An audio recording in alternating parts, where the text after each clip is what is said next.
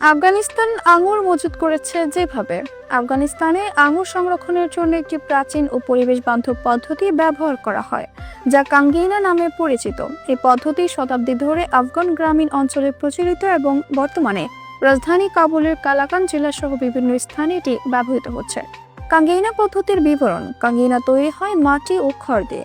দুটি বাটি আকৃতির খোলস তৈরি করা হয়, যেগুলো সূর্যের তাপে শুকিয়ে শক্ত করা হয়। এরপর আঙুরগুলো খোলসের মধ্যে রাখা হয় এবং মাটি দিয়ে সিল করে দেওয়া হয়, যাতে বাতাস ও আর্দ্রতা প্রবাহিত না হয়। এই মাটির পাত্রে আঙুর সংরক্ষণ করা হয় শীতল ও শুষ্ক স্থানে, সরাসরি সূর্যালোক থেকে দূরে।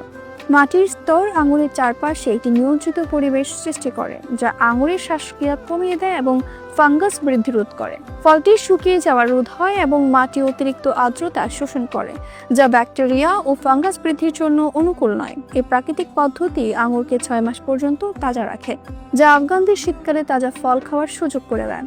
কাঙ্গিনা পদ্ধতি আধুনিক প্রযুক্তির অভাব থাকা সত্ত্বেও আফগান কৃষকদের জন্য একটি কার্যকর ও পরিবেশ বান্ধব সমাধান হিসেবে বিবেচিত হয়। এটি কম খরচে আঙুর সংরক্ষণে সহায়তা করে এবং কৃষকদের জন্য একটি টেকসই বিকল্প প্রদান করে।